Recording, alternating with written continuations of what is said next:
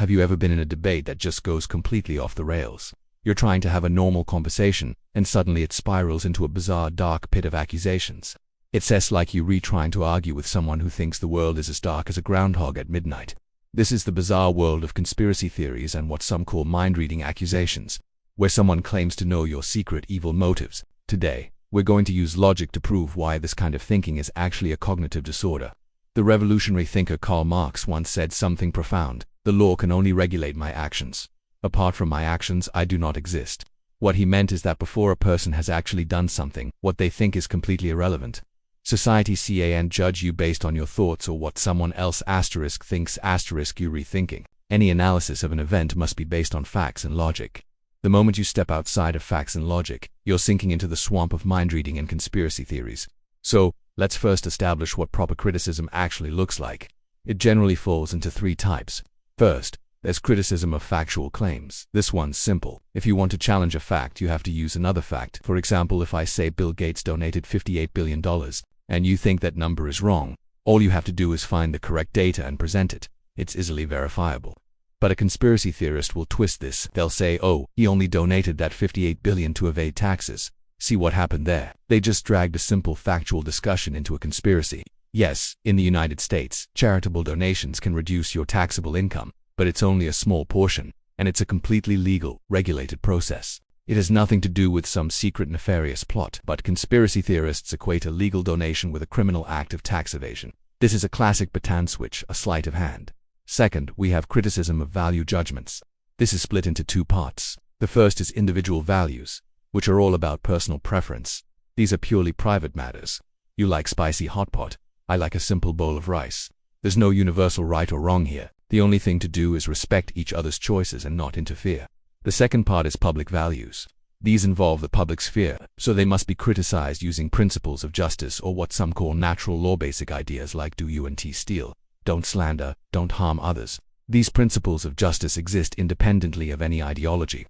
They are the universally recognized public standards, and they're the only real yardstick for judging public values. The third type of criticism is for logical judgments.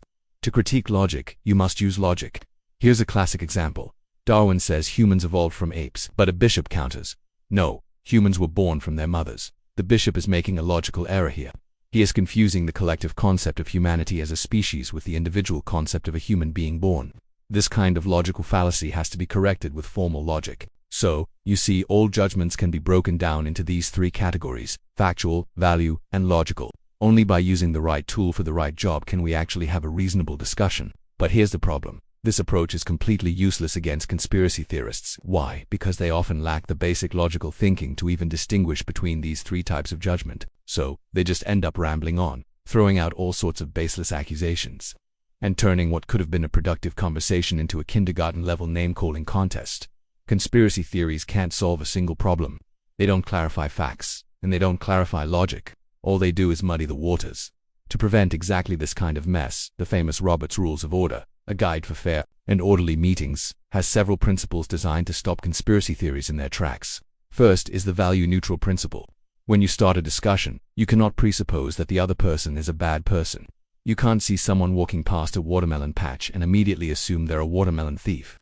Until you actually see them walking away with a watermelon, you have to maintain a neutral stance. You judge actions, not assumptions. Second is the no new principles rule.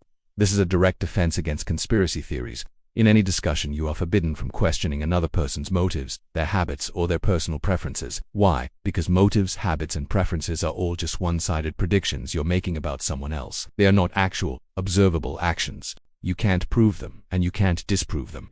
So, commenting on someone's supposed motives or secret conspiracies is pointless. It just traps the conversation in an endless, unproductive loop. Third is the stick-tooth issue principle.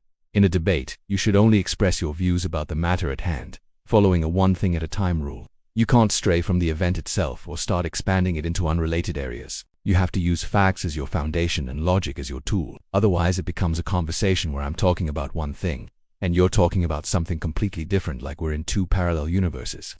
Now, you might be wondering, does this mean we can't make hypotheses or educated guesses when we analyze an event? Can't we try to predict the future? Of course you can. Anyone can use their experience in logical deduction to make predictions or assess the probability of what might happen next. That's perfectly legitimate. The key difference is that this is not a dogmatic assertion about some secret inside story from the past that can't be proven or disproven. It's just an evaluative guess about future possibilities. The rigid, dogmatic nature of conspiracy theories is really just a symptom of low cognitive ability, but the greater harm is that they pollute our entire society with a sleazy, cynical atmosphere that's hard to escape. In the eyes of a conspiracy theorist, there's no such thing as truth, goodness, or beauty. They believe there's nothing worth sacrificing for, nothing worth believing in. To them, everything is just a Machiavellian scheme, a dirty backroom deal, or a transaction of interests. They firmly believe in the law of the jungle. There are no eternal friends, only eternal interests. They hide in dark sewers of their own making. And from there, they imagine that the entire world is just a collection of countless other sewers. Often, their own past bitter experiences have completely corroded their souls. They can only see the darkness of the cave they're in. They can't even imagine the brilliance of the sun outside. This, at its core, is a cognitive disorder, and it's something that needs to be cured. If you or someone you know is struggling, remember that seeing the world through a clearer, more positive lens is possible, and help is available. Thank you for watching. If this video gave you a new perspective, please give it a like and subscribe for more content that challenges the way we think. See you next time.